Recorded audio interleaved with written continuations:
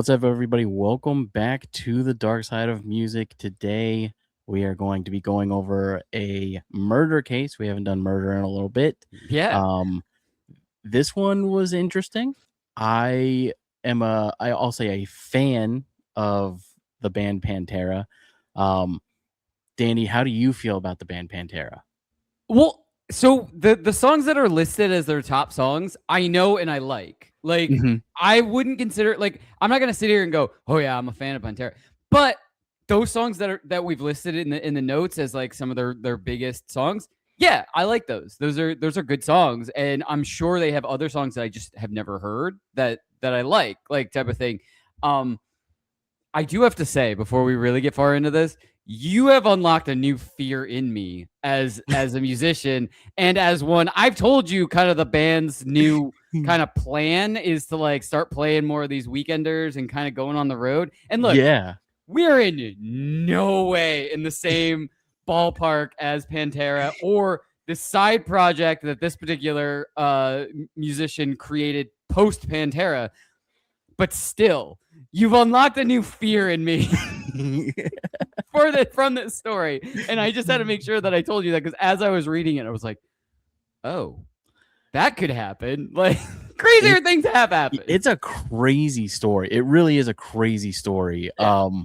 I also would say I think I'm about as much of a fan as you are, because like I only know like the top songs. Like Which I don't, but I love those songs. Like right. Cowboys from Hell is one of my favorite songs of all time. Exactly. And I don't think there's anything wrong with that. And especially because we're being like transparent about that. Like, look, you can be surface level fans. You're still a fan of the artist's music. Like Right.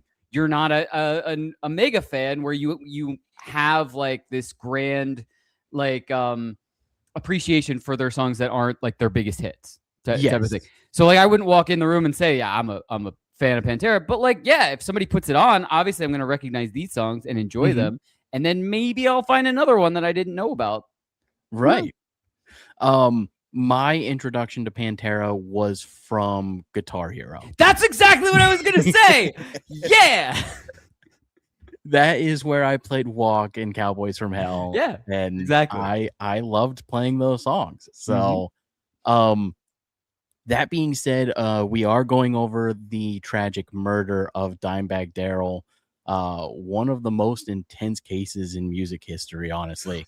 And you're right; that's a huge realistic fear to open up for any musician, and honestly for anybody that's involved in like public speaking or Yeah. going out and doing any sort of crowd space. You know that's a real fear, and the person who we'll get into later was a deeply troubled individual with a lot of mental illnesses that weren't addressed, especially in the 90s, or early 2000s in this case. So yeah, this one's intense, but we're gonna dive into it. Side note, everyone listening, Danny and I just talked about it, but it is at least 100 if not more degrees right now, so we're both very hot, and my interface when I went to just turn up my volume is like Oh scalding. no. Oh So i no. I think my entire system is running on pure magic right now. I have two. This is double insulated, so it's ice cold with ice in it, and then I have this I just pulled out of the freezer. Like I am like stocked up on cold drinks and ready to go. I apologize. Anyone who doesn't want to see people drinking, yeah, yeah. You have iced. Is that iced coffee? Yeah, Coffee. yeah. But anyway, just so you know, we apologize if you don't like to see hosts drinking. Maybe just listen to this one because we're probably gonna be chugging the entire time. So as I said, we are going to be going over Dimebag Darrell today. On December 8th, 2004, one of heavy metal's most beloved guitarists was murdered while performing on stage in front of hundreds of fans. The victim was Dimebag Darrell. He was born Darrell Abbott, founding member of Pantera and guitarist for the band Damageplan.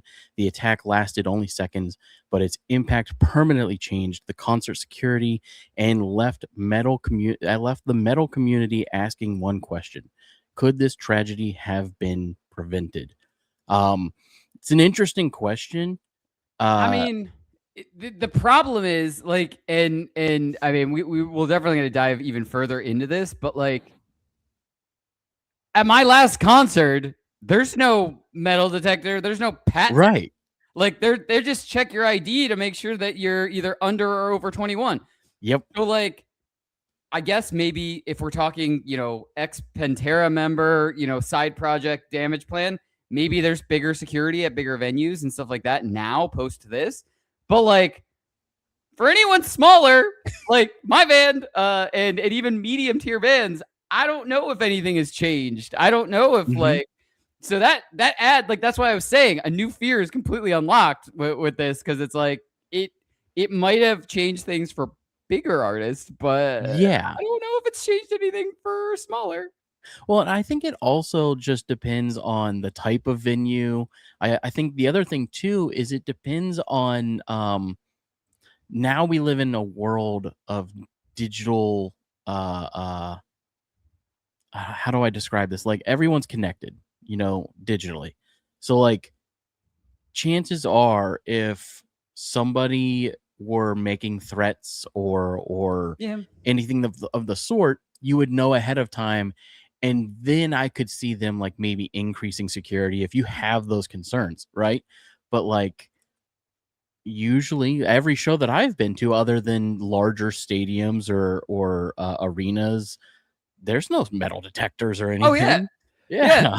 Yeah. I mean, yeah, like I said, giant shows. Taylor Swift's, I'm sure, probably has metal detectors or something on the way in and out, because you're talking those kind of venues, like Right. type of thing. But yeah, definitely not. When you come and see us at the end of this month, Yeah. there's not going to be a pat down or a metal detector.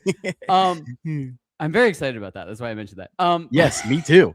but um, what's interesting is, do we have record of the individual that did this having threats? Like I get it, it was I early don't think 2000s. so. Yeah, I don't Exactly. think so. I get that it was early 2000s, but we're still talking. I mean, that's still age of internet. That's Mhm. still age. What? That's MySpace era. Yeah, Like it's also Facebook was around. 2004, like Yeah. 3 years after the biggest event in American history. Yeah.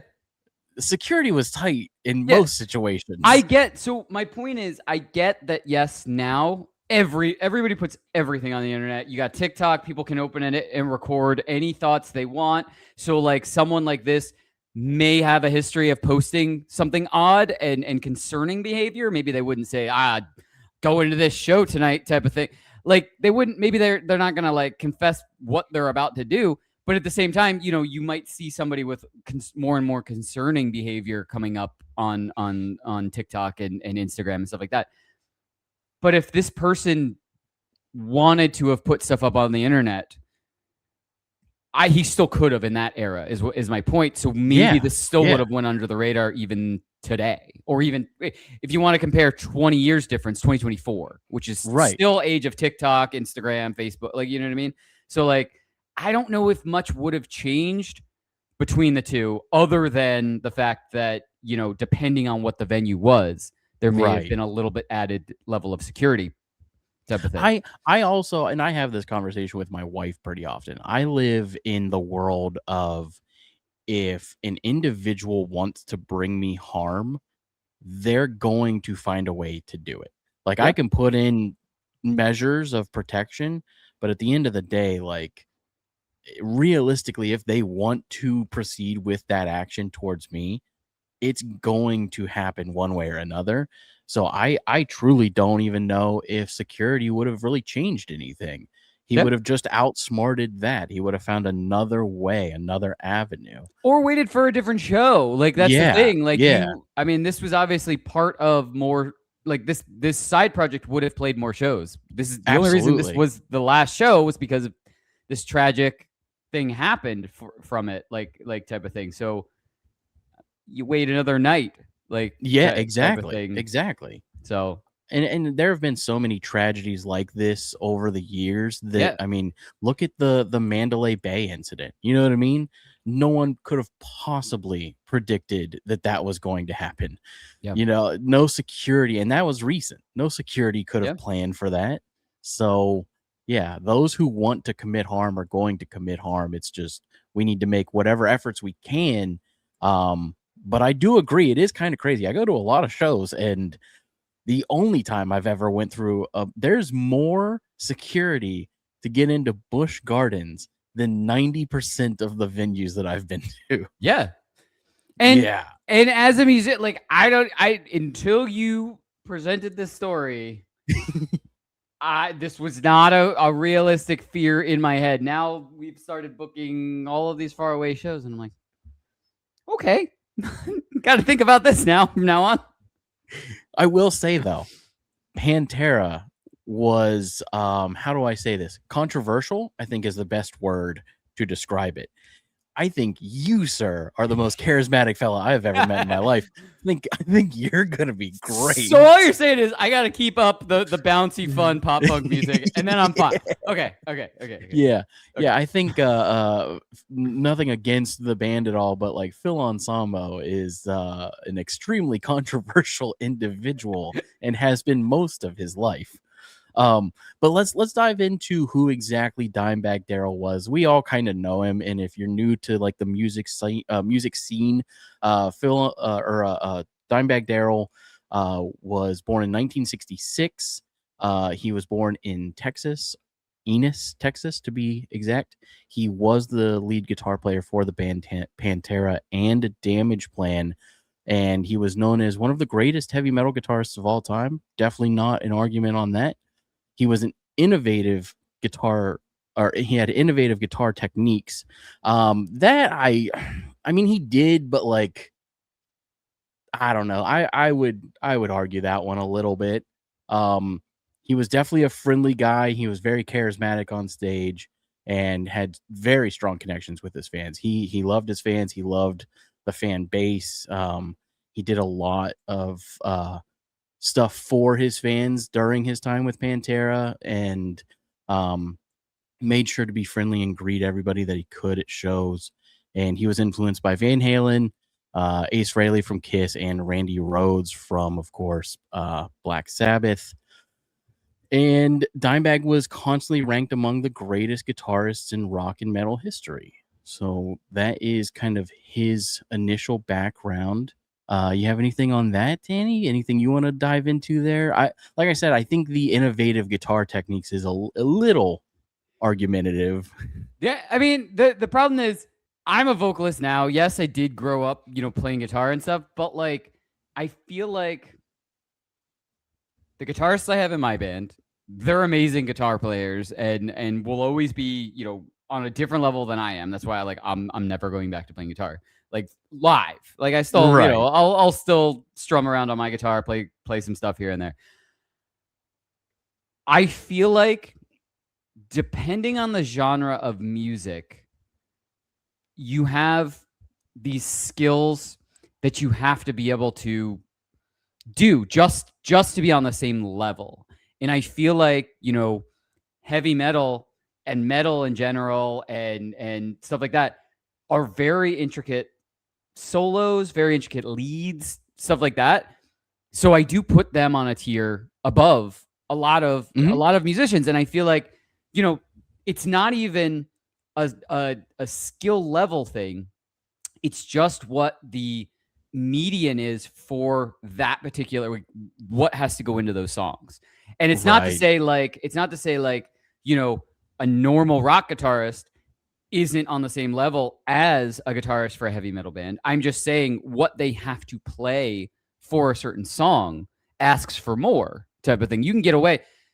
A Weezer lead or a Weezer, solo is not going to be the same as a Pantera lead or a Pantera solo. Like, you know what I mean? But it's not to say that like Rivers Cuomo doesn't know how to play that lead or write a lead that's that technical or complex. I'm just saying the median has to be on a higher level. So I think I understand him kind of being, ranked as kind of having, a higher innovative guitar like type of thing. I don't know if I would use that wording, but I would just use the wording of you have to have a more complex baseline for what you're writing that goes into each song in comparison. Yeah, type of thing. like a proficiency. Right. You know, exceptionally proficient guitar player. Right. Um, yeah, the innovative is the wrong wording, I think, is the issue. Like, Yeah. because like he was very, very talented and one of the fastest players of all time. Um, but when I think of innovative, I think of like artists like Van Halen and Jimi Hendrix and Eric Clapton, BB King, Oh yeah, you absolutely. know, the grandfathers of rock and roll music. And I think what you're more hitting on, and I think it does make more sense. I think innovative needs to go to kind of the trailblazers, the more like Mount Rushmore of guitar players, no matter the genre, because they yeah, were kind of the first, versus calling innovative something that's more complex, like yeah, because they've built upon what came first and had been influenced by what came first, type of thing. So right. I think I agree with you. Like I think the wording is the problem with that. Not that he's not a Yeah, an awesome guitar player. Not that he doesn't belong in kind of the same conversation as, great guitar players in general and stuff like that. But I think I agree that I think innovative guitar techniques need to go with the people that kind of did, set the tone for music in general and rock exactly. music in general. And yeah, like I think the ones that you listed, like Hendrix and BB King and Eric Clapton, like I think they're on a whole different tier of themselves, type of Yeah. thing. Like so I definitely agree with that. One thing I will say about him that I loved that he did was the squealies. He was the king of the squealies. I mean, he could make that guitar squeal like a pig. It was pretty incredible. Um, so anyways, the rise of Pantera. Pantera formed in Texas in 1981. The original members included Dimebag Darrell Abbott, his brother Vinnie Paul Abbott, who we'll dive into here later, Rex Brown, and Terry Glaze. Phil Anselmo joined in 1986. So 5 years after the band was around, which I actually didn't know until this case. I thought he was always there. I did not know that.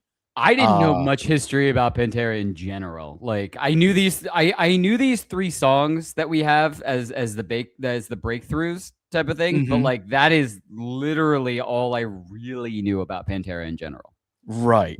And honestly, I only know like this story in particular. I knew from like rock magazines growing up, and then I knew these songs, but everything else that I know about the band literally is just based around Phil Anselmo and the things that he has said in his personal life. So anything other than those subjects, I really don't know much about Pantera myself. But Cowboys from Hell was like is not was is one of the greatest metal songs of all time. Vulgar Display of Power also is up there. Surprisingly, Walk it's is not on this list, but Walk was another gigantic hit of theirs, and then Mhm. Far Beyond Driven was fantastic as well. Pantera became one of the biggest heavy metal bands of the 90s, obviously, and that leads us into kind of where all of this begins, right? So after tensions with the band and tensions with Phil, there were a lot of things kind of brewing behind the scenes. And then in the early 2000s, the band actually broke up. The major issues included creative differences, personal conflicts, Phil Anselmo's increasing heroin addiction, and communication breakdowns. By 2003, the band effectively split. Dimebag and his brother Vinnie Paul formed a new band called Damageplan. And this is kind of where, like, we're going to talk about it here in a minute, but this is kind of where all of this begins to form. Yeah. The shooter later in the story uses and blames these events on his actions. Now, granted, again, he was a mentally disturbed individual who needed help, um, but his reasoning was all related to these events in the early 2000s. Um, After they break up, they form Damageplan, featuring Dimebag Darrell, his brother Vinny, Bob Zila, and Pat Lackman.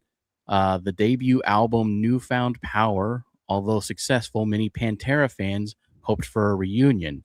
Some fans blamed Phil, other fans blamed Dimebag and his brother. Emotions surrounding the breakup were very, very high. And now we dive into the shooter, whose name was Nathan Gale. He was 25. He was a former Marine. He was diagnosed with paranoid schizophrenia after his discharge from the military, increasing isolation, believed people were talking and stealing his thoughts in his head, had become obsessed with the band Pantera. Family members later described his mental health as rapidly deteriorating. Um, so that's kind of what I was getting at. Basically, you have a disturbed individual who has an obsession and thinks that he is getting these higher callings, and people are spying on him, and that the there are things with the band that get a little political. So he thinks that there are people that are related to the government and agencies and stuff talking to him and telling him that Pantera is on this secret mission and there's all these hidden lyrics. And Yeah. he was a very disturbed human being, and this in itself is what kind of pushed him over the edge. um According to investigators, Nathan Gale believed Pantera had broken up because of Dimebag. Some reports suggested that he believed that Dimebag had stolen his songs, band members could read his mind, and he was being watched. These beliefs appeared to be symptoms of severe untreated mental illness. Authorities found no evidence supporting any of Gale's claims. Which is, I mean, so this is crazy. So he's diagnosed with paranoid schizophrenia after being discharged from the military. Mm-hmm. And there's no hey, we got to figure out, ways of treating this, ways of helping. Right. Like, I mean, I don't know, but like at the same time, it's like, why is his family saying afterwards that he was, severely deteriorating mental status, like type of thing? Are they just watching this? Are they, trying, but he's just not letting them help? Like, we don't. I mean, obviously, we at the end of the day, we don't know, and so like I can't put blame on the family or anything like that. But like, if somebody is if somebody's diagnosed, and then like, you see someone's mental health, going very rapidly downhill, I got to imagine there's something that can be at least done to make sure that this person can't just pop up at a show. Like, Yeah. and I don't even mean Yeah. by like the band. I don't even mean by that. I mean just like, hey man, why don't you come stay with us for, a little while until we get this figured out? And like I said, he is 25. He's his own person. I mean, you can't force him to stay somewhere. Like, unless he's under arrest or something like that, you can't really force him to be anywhere. So I get that. But I'm just saying, like, as a nice, like, calm family gesture, why don't you just be like, hey man, why don't you come down to Florida and hang out? Like, or like, you know what I mean? Like, I just feel like I feel like if I was put in this situation where I had like a family member, and it's horrible to even think of this because I wouldn't wish this on anybody's family or on my own family, but I just feel like the closeness that I have with my extended family, like I have an extended family where we, I'd say 98% of us get together on, the major holidays, Thanksgiving, Christmas, Right. like 30 to 40 of us like together. I feel like that level of closeness, if someone was really suffering this much and mental health was really going downhill, you could see it. That's how rapid it was actually happening. That the family would come together to really make sure that this individual was not alone Yeah. with their thoughts. And like I said, I'm not blaming the family because we don't know the full situation. So, and he's a 25-year-old man who was a Marine, who was all this. So like, you can't force him to be anywhere. I get that. Mhm. So like I said, I am in no way like blaming you, like, oh, you should have taken care. I'm not blaming that. I'm just saying it seems like from the outside that there should have been a little bit more handling of Yeah. this S through family. some, like, intervention, absolutely. Yeah, and like I said, I'm not blaming family because you just don't know. You don't know what the situation is, Mhm, like what's going on, and he is an individual. It's not like he's 17-year-old or an 18-year-old mhm. even, like, type of Well, thing. and honestly, this whole story is such a testament to, how far we've come as a society here, for mental health.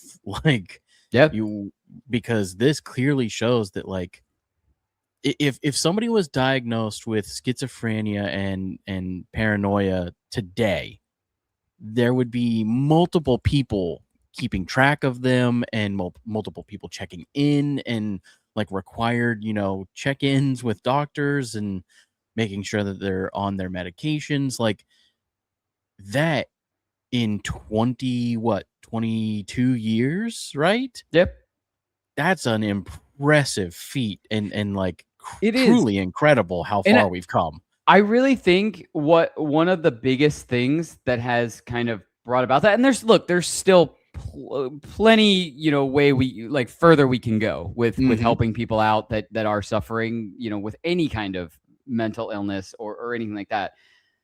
I think the stigma of suffering from sort of like certain mental illnesses, not all of them, but certain mental illnesses, I think that the stigma is started to kind of go away a little bit because we're kind of all, I think post pandemic, we're kind of all realizing that we're all a little Yeah, messed up. yeah. Like, and so like, I feel like it's not so strange to be like, hey, I'm dealing with this and being able to say it more out loud.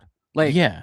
you know what I mean? Like, I'm sure that look, there's still thousands of people who still feel uncomfortable saying it. And I know I'm a very open and just very like I'll talk about anything. Like I really don't have too much private stuff that I don't feel comfortable talking about. Like I'll talk about like really not great things that I've had in the past and all this kind of stuff.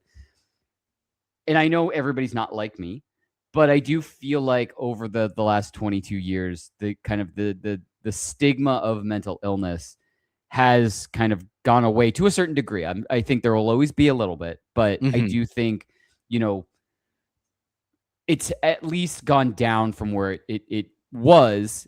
And I do think like, look, pandemic, absolutely horrible. But I do think it was one of the things that kind of came out of the pandemic where people are able to kind of be a little bit more open about what they're dealing with on a personal level. And I think Right. that has been, we're on the other side and now everybody is like, yeah, I'm dealing with this, I'm dealing with that. I have depression, I have, ADHD that I deal with. Like anything under the umbrella of what people are kind of dealing with now, I feel like there's a less of a stigma in general. Yeah. Oh, yeah, absolutely. And if you're listening, they are not a sponsor. However, I do highly recommend BetterHelp. Mm. I personally use BetterHelp. Um, I use other podcasts promo codes, so if you're listening to other shows, I'm sure they've got some. And like truly, like that stigma is hard to get over, and we are working towards it. But if you're listening to this, just know that like I am taking advantage of that. I'm helping myself. I was stubborn once as well. I've helped a lot of other people who are just as stubborn about getting the help that they need. And if it helps, just don't think of it as help. Think of it as your brain is a biological part of your body, and sometimes you need to take actions for other parts of your body. So why not also take actions for your brain? I You know what mean, I mean? yeah, the other thing is, I mean, everybody needs to talk about Yeah. things sometimes, and just being able to use a service like BetterHelp. And it's funny because this isn't an ad. We're not sponsored. I mean, No, no. if they hear this and they'd like to sponsor, we can get a promo code. That'd be great. But I don't think there's I don't think there should be a stigma with just needing to talk about Mhm. everything that is going on in your head, like type of thing. And because once I know it's a little awkward, and I know when you start, it's weird and it feels weird, but like just being able to empty out what's in your Ye brain. yeah. Everybody needs that. It's like, it's like clearing the cache in on a computer or something Right. like that. You get it out, and as soon as you start doing that, it kind of, obviously, you got to do it more than one time, but it frees up a little bit, and you kind of like you feel a little bit looser, and Mhm. I think that's why it's always good to be able to, be able to talk and just get And out that. honestly, the convincing factor for me as so obviously I do a lot with like the music stuff and I do a lot here, but the convincing factor for me was utilizing BetterHelp for dealing with business related and like work related things. Mm, So like you don't have to think of it as therapy. Think of it as like sometimes you've got shit going on that you need to talk about, but you don't have a person who's a very like outside source. You right. don't want to talk to somebody like your mom about it. You don't want to talk to somebody like your sister about it or whoever, right? And you have an issue going on at work, and you need somebody to just be an outside source to give you their perspective about that situation. That's what convinced me to do it, Yeah. utilizing them as a source for me to say, "Hey, here are the things that are going on at work. Here are the things that I'm witnessing. How do I go about tackling this situation? Because I don't have the tools to do that." Right. So, if that helps you kind of get in there and get started, utilize it that way. Because I did that for a very long time. I mean, in general, just being, like I said, being able to, kind of get out of your own head by Hmm. bouncing it off a source is absolutely good. And the fact that you can do it virtually and stuff like that Yes. kind of takes the other kind of, excuse to not do it Yep. out of the equation, because like you can do it from the comfort of your own home. Maybe not in a hot podcast studio, but like you can do it on your couch in front of the air conditioner. Like, Exactly. yeah. And if you don't like physically talking to somebody, you're a texter, you can just do text sessions, which is crazy. Yeah. Um, so anyways, let's dive back into this case here. So, we're going over Nathan Gale and his backstory.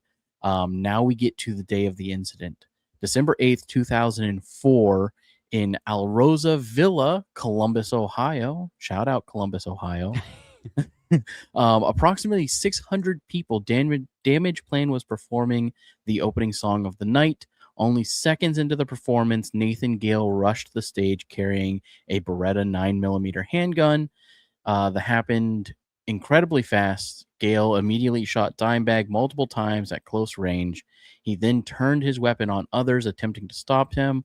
Victims included Dimebag Darrell, Jeff Mayhem Thompson, head of security for Damageplan, Nathan Bray, fan attempting to help, Aaron Hulk, Alrosa Villa employee.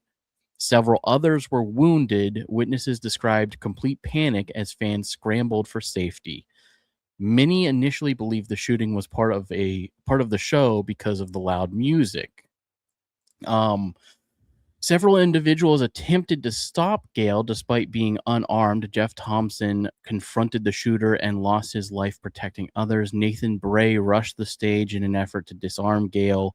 Police officer James Nagmeyer um, arrived within minutes, finding Gale holding another hostage. Nagmeyer made the decision to fire one shotgun blast. The shot instantly stopped the attack. Many investigators believe his actions prevented a significantly larger massacre. So yeah, this was a guy super disturbed. At the end of his rope, he went in with a mission and was not going to stop until that mission was complete. But I feel Um, like he pretty much did his like if he yeah. really just went in for one person, like Mhm. Dimebag, he did that in the first two shots. Like, Yeah. Yeah. Yeah. I I don't think know if he had an exit plan or like a, like I think I he genuinely thought he was going to escape. I really do. I think that he went in, he did it, and then he was like, "Well, I'm getting out of here." Um, and yeah, that is exceptionally scary. It's scary as a musician. It's scary as a concert goer. You know yeah, what I mean? Like that's a very scary situation. And like I said earlier, that this is not the first time that something like this has happened right, in a concert venue.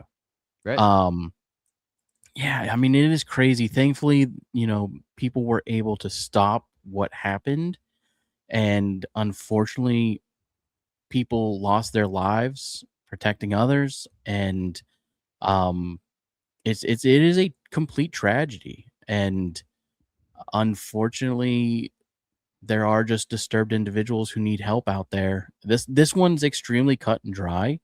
Um, there's not really any mystery to it other than just like we said at the beginning, how could it have been prevented? But I just truly believe you can't prevent something like this from happening.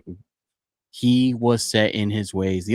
I take that back. The only way that you can prevent this from happening is like you said, Danny, people around him becoming a support network and Yeah. doing what they can to see the signs of him deteriorating and doing whatever they can to put some sort of intervention in place um, before it gets to this point. The investigation part of the story, police immediately began examining Gale's motives. Questions included: what was his target? Who was it random? Did he know Dimebag personally? The evidence showed that Gale had no relationship with the band. He had become fixated on Pantera. He legally purchased the handgun, and there was no broader conspiracy. Investigators concluded the attack was driven by untreated paranoid schizophrenia and his delusional beliefs. Uh, yeah, it sucks, man. Like I've seen several videos since looking into this case about like the deeper like thought processes that he was having, and people around him said things like, he believed that he was being contacted by the police and investigators and stuff, and that the band was involved in other secret missions, and that he had to do his part, and Damn. like it said in there, he also believed that he was part of the band, that he had written songs for the band, and that Dimebag stole his songs. So it sucks. It just sucks. Yeah. Um, the tragedy did expose a lot of major weaknesses in security. At the time, there were few bag checks, minimal metal detectors, limited police presence, easy stage access. Following the shooting, many venues introduced increased security and staffing, better stage barriers, more thorough searches, improved emergency planning.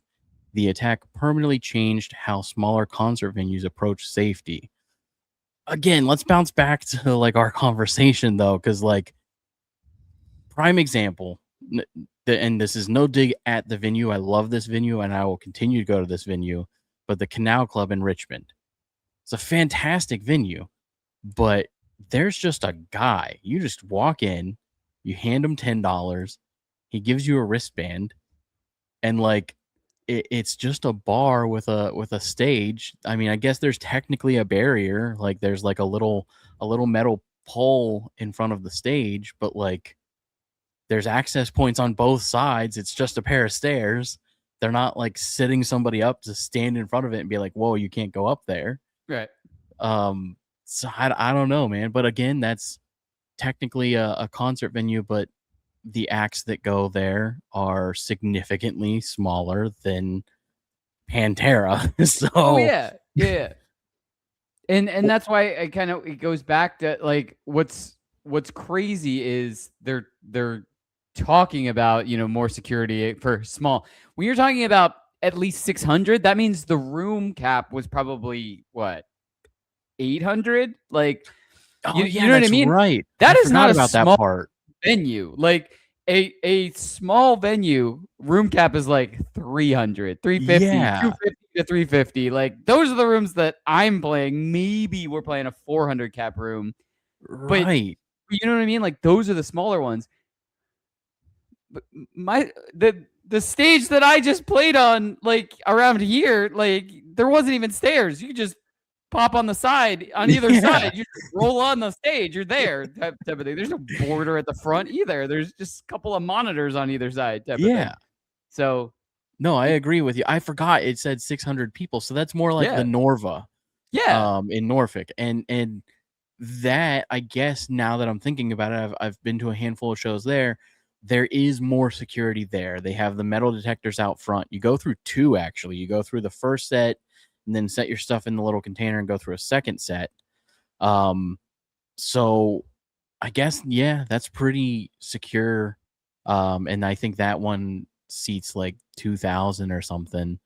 So I mean, it's good, but it Right. doesn't, like, they're acting like this is small, and I get it in the grand scheme of things. Like, but like we said, the stadium and Amphitheater. amphitheater. I don't know why I couldn't figure out the rest of that word. It's the heat. It's the heat. I swear. But those were probably already, had security and metal detectors and stuff like that. So then it just kind of trickled down to the next tier. But we've still got 2 tiers down from the places that, like, from the Norva. Yeah. We got, the giant stadiums and amphitheaters. Then we've got like the Norva tier of venues. Then we've got the Canal Club, Right. tier.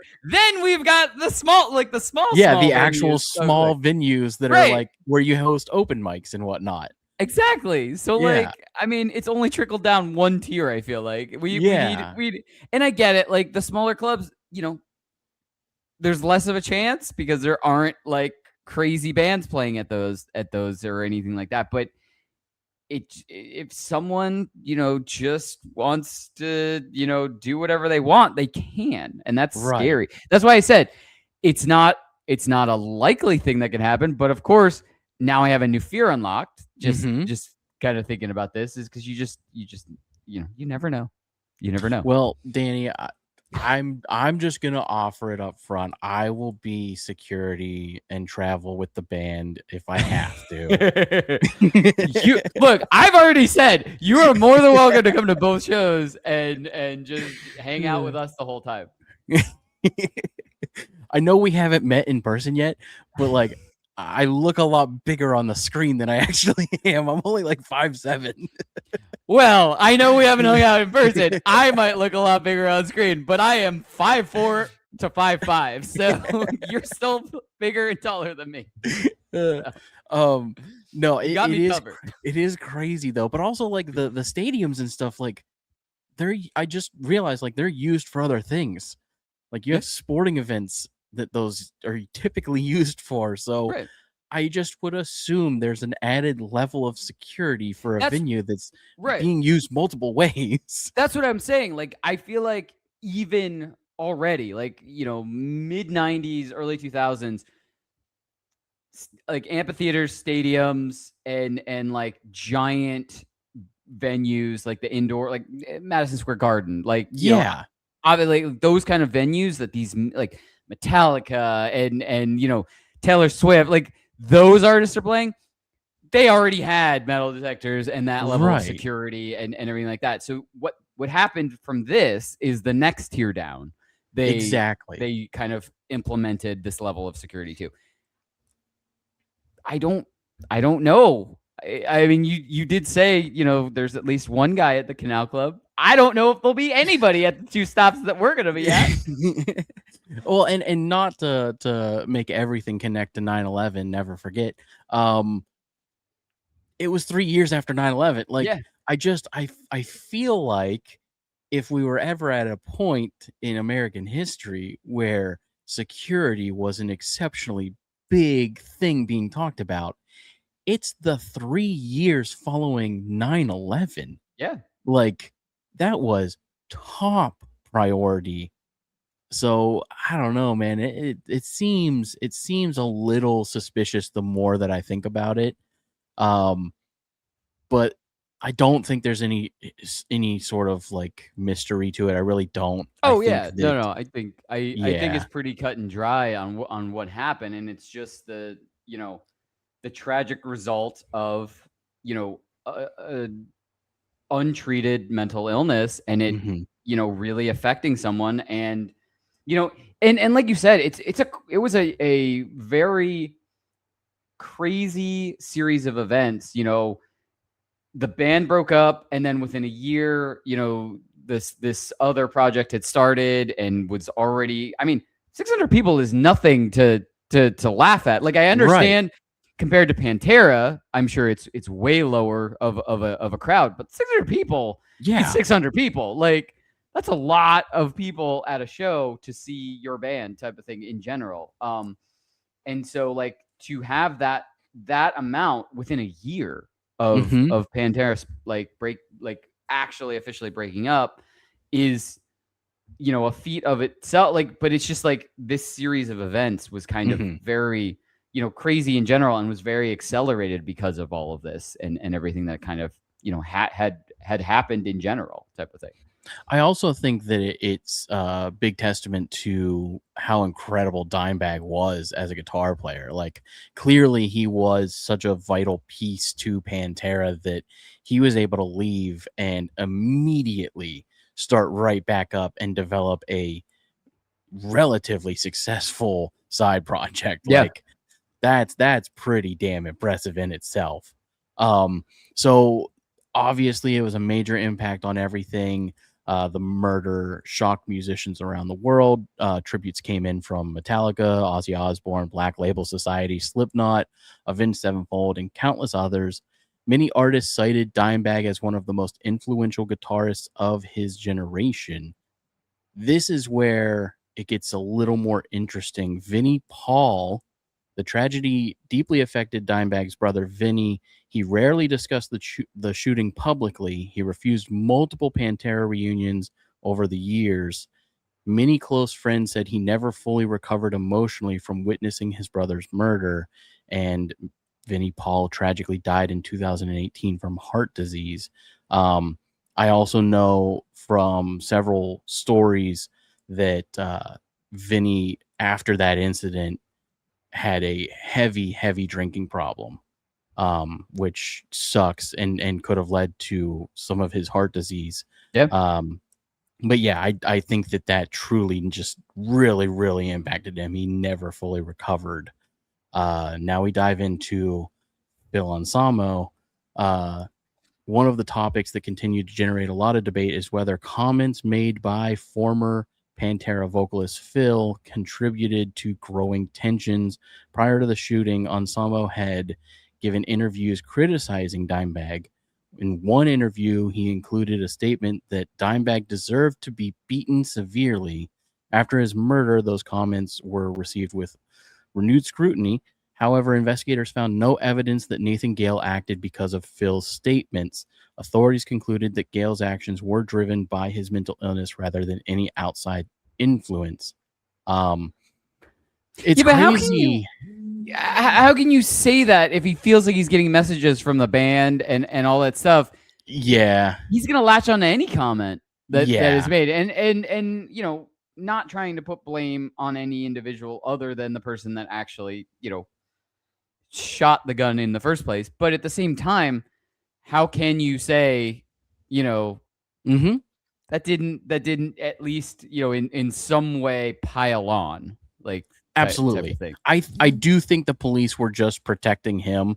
I think that they had a cut and dry case, and it was like one of those like, hey, like let's just he's already kind of destroying his life as it is, and it would just open up a bigger can of worms. We have everything that we need to say this is what happened.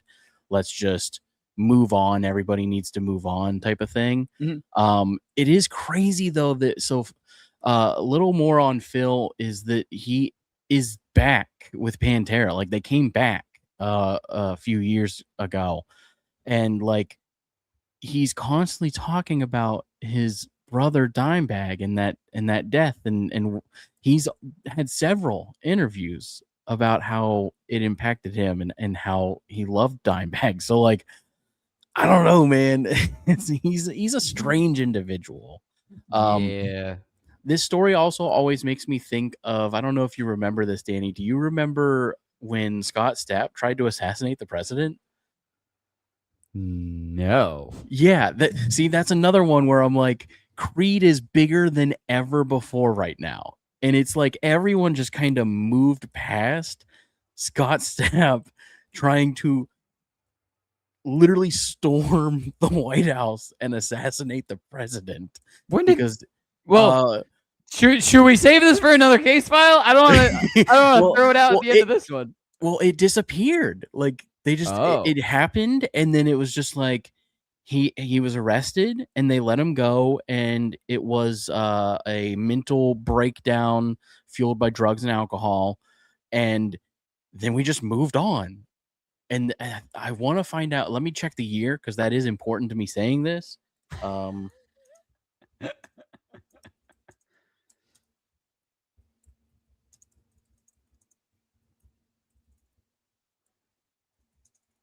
To be fair, I have not listened to Creed.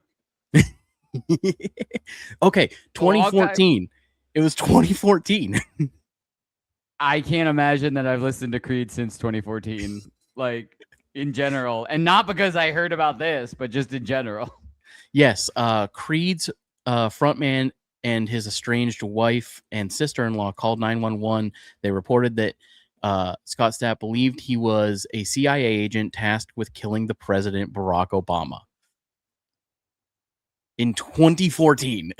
So, and then we just never talked about it. And then out of nowhere, he comes out and plays a show at the football game, the Cowboys game, and suddenly it's like, oh hey, remember Creed? They're awesome. Let's give them a cruise and a tour. And then that tour sold out, and now they're just back and they're putting out new music. And it's like, are we just not talking about that? We're just moving on, like. And that reminds me of this. Anyways, I look. We should talk about that more. But also, I think this is just and I feel horrible saying this. I think now that both Dimebag Darrell and his brother have passed away, this is just a way of, Phil to be able to kind of still, talk about it and kind of talk about it as if, he does actually care and miss this person. Like, there is a level of, they were bandmates together. Like, and there is that background at the end of the day. But like to go from, and look, it's not the craziest thing in the world. I've been in multiple bands, and I know, ending one, there are, tensions and feelings of anger, from people that didn't choose to end it or didn't choose to leave or didn't. And then time does, kind of change that. They look back on the fond memories of the band, and then, you can still kind of chat with them when they've moved on to another band and you've moved on to another band and stuff like that. It does take some time. So absolutely. Like, part of me thinks he's just kind of taking advantage of a situation. The other part of me, is thinking from personal experience where, like, I have had some, not so great interactions with people that have left the band, or if the band had to end for a certain reason or something like that. And then years later, we've reconciled and, been able to at least chat about, hey, remember that time? That was awesome. That was fun. But they've moved on and are playing with another group, and I've moved on and played with another, like, you know what I mean? So it's like time does heal those kind of things. Yeah. But like, we'll never know, which one, I guess. Or maybe it's a little of both. We don't really I think know. it is. I think it's a little bit of both. I think that he is at a place where he may have like reconciled it with himself. He was also, like it said, addicted to heroin at the time. He had a lot of demons that he was battling. Like Dimebag had his own stuff going on too. He wasn't a saint by any means. So like, I think that maybe Phil reconciled it in his mind. It just looks bad on paper. You know what I mean? And you want to hope for the best. Yeah, you want to hope that, maybe he has, come to terms with it. He's, does really, like, he goes, well, that was really my friend. Like, my bandmate, my friend, he's gone. His brother's got, like, these are two members of a band that he was in that got really big. So no matter what, they do have history and stuff like that. So you want to hope that it's from that side of things. So now, everything else about Phil, if you're listening and you feel like researching him, definitely contradicts everything that I just said. I'm trying so hard to give him the benefit of the doubt. He is a interesting individual himself. But I think that I think he does truly believe. I think that he is narcissistic enough to believe he reconciled it in his mind. Hmm. Is the best way to put it. But regardless of all of that, Dimebag's influence still continues to shape heavy metal music. He remains known not only for his guitar playing, but also for his generosity, his humor, and his connection with his fans. Each year, musicians continue to honor his legacy through tribute concerts, signature guitars, and charitable events. His murder remains one of the darkest moments in music history and serves as a reminder of the importance of mental health awareness, venue security, and protecting performers and audiences alike. Yeah, I forgot the Dimebag Darrell guitar series, the BC Rich Yeah. guitars. Yeah. Who was an aspiring guitar player that didn't want the awesome like Dimebag Dean guitars and the BC Rich guitars? Like they were so cool. Yeah. I definitely had one. They played like absolute shit, but I did have one. I didn't have one. I definitely had a couple of friends in like my first two bands that definitely had at least one of them. I was always, there were like three guitars that I always wanted, and I had a time with all of them. Mhm. My first one was a Fender Strat. I was like, Obviously. I want a Fender Strat, and that was my very first guitar. The second one was I saw an electric blue SG. Oh, that's pretty cool. And it was a special edition. I don't want to get too far into the weeds on this. There was a special edition where there was a Bigsby bar on it, like built into Yeah, it, type yeah. of thing. And I had that. Like it was used at Guitar Center. I found it one year, and I looked it up. They only manufactured that for a few years tops, like type of thing. And so I had an electric blue one of those with a Bigsby bar built on. I could throw that guitar around. I put strap locks on it immediately. Like that was such a fun guitar to perform in. Yeah. Or with, not in, but wearing. Yeah, yeah. Because I still jumped up and down when I could. Right. Just not as much as now. But my dream guitar, the one I still have right now, and the one that I actually sold both of those guitars for, is my white Les Paul Studio with gold hardware. Ooh. That is, will forever be my dream guitar. I eventually want to get a hook that I can mount it on the wall and just have it hanging behind me. That will always be my guitar. And before the whole reason why I stopped playing live was I actually collided headstocks on stage while I was performing with it. Oh no. So I was out of commission for like 6 months while it was getting fixed. But it's fixed. It looks just as beautiful as it did the day I got it. I got it used. It was a studio used guitar. So like it wasn't on the road. It didn't have any like wear to it. It was only used in studio for a couple of years before I got it. I used to have I think it was DR strings. They did the powder coated colored strings. Yep. I put hot pink strings on that thing. It popped. It was, I'm telling you, by far still is my dream guitar. I don't have the powder coated strings on it anymore because like the powder comes off. I liked it because it popped on stage. Right. Will always be my dream guitar. But yeah, everybody has their own dream guitars. I know plenty of people that like the BC Rich and stuff like that. I've played them just like you said. Like I didn't love them, but I knew people that was their dream guitar to have. They looked incredible. Oh, The Warlock design was so Right. cool. It was really the hardware that was the issue. Yeah. And I understood because full story on it. Dimebag had a lot to do with like the production of that guitar line, and he wanted an affordable guitar for new players. And in order to get affordability, you have to cheap out on some stuff. They cheaped out on the pickups, and that definitely impacted the way that it sounded. Which, look, at the end of the day, I do appreciate that decision versus, any other elements that can go into a guitar, because you can always exchange pickups and stuff like that and make like use whatever pickups you want and stuff like that. to make it sound the way you want it to. But if they cheap out on other elements of it, and you know, it's just really not a good body, and or Hmm. like the fretboard is weird and chipping and stuff like that, then that's a way bigger problem and a way bigger Right. issue. Like, so I think that was a real smart musician place to save money, basically, because I think that is a decision that another musician understands. They understand Absolutely. that pickups are something that can be changed Yeah. aftermarket type of And thing. So, especially for new like learner yeah, guitars, you know what I mean? Like that's a great guitar to learn on and customizable down the line. yeah, Um, absolutely. my dream guitar is I have a blue PRS. I'm a giant PRS guy.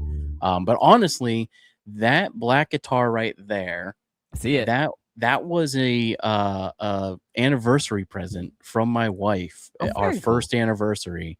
That guitar cost her, I think, $125. Um, it is a LTD, like ESP brand. It's the brand that James Hetfield plays.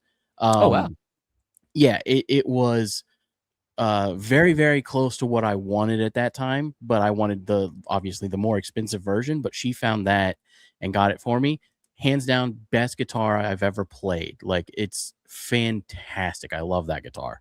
But my PRS, I love my PRS. It only comes out of the case every once in a while though. Yeah, Uh yeah, man. So anywho, that's the Dimebag Darrell case. We made it through.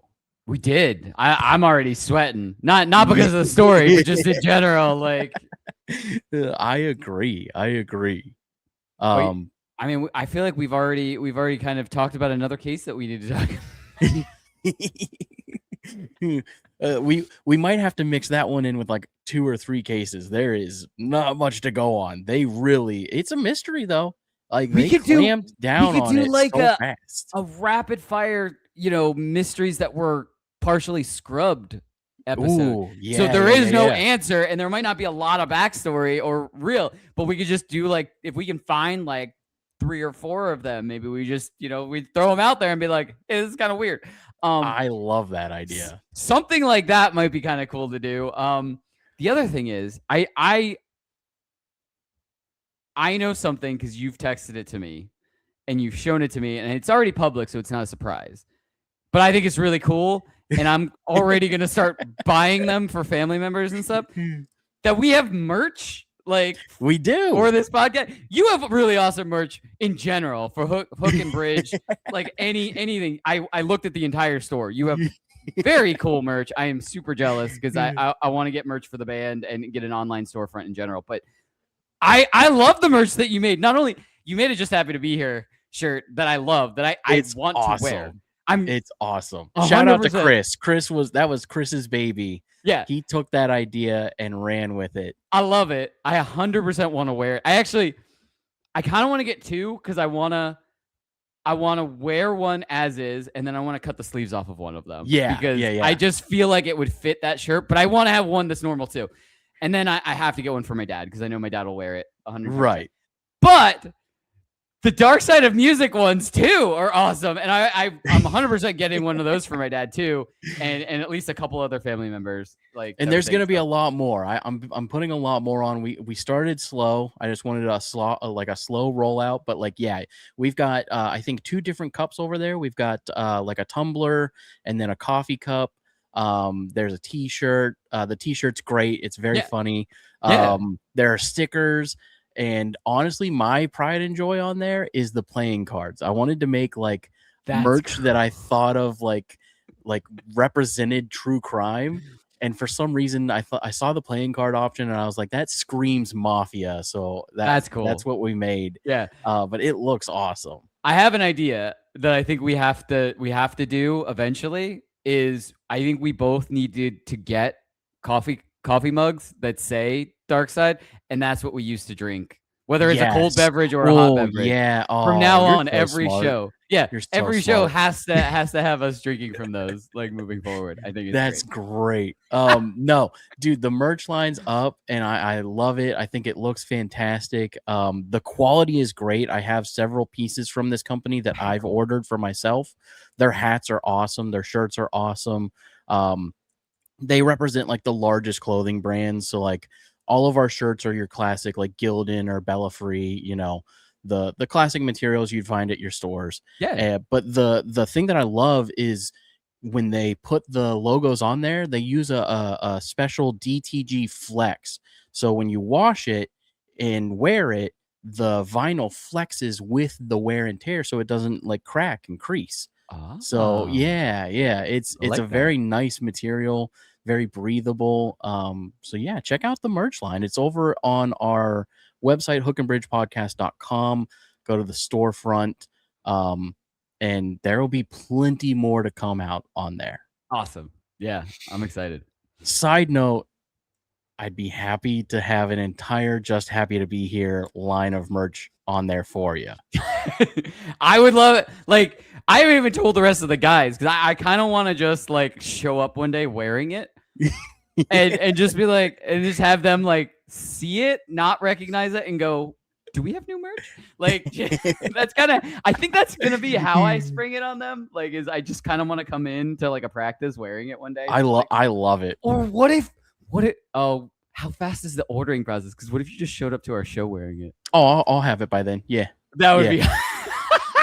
be. I'm actually placing my order today for everyone that listens to all of our live stuff. All of the free merch that I said that you would all get.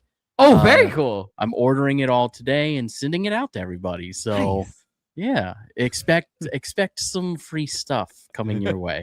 Very cool. But no, Chris really loved the idea. It was his brainchild. He was like, "What if we made a line of artists that you have interviewed, but we make them all into parodies?" And I was like, "Show me some ideas." And he showed me yours, and he showed me Ryan Capybara and David Grilled Cheese, and we have a handful of other ones, Forrest Day and some others, and they're all going to be up there. It's our artist line. They're very, very funny, very clever t-shirts.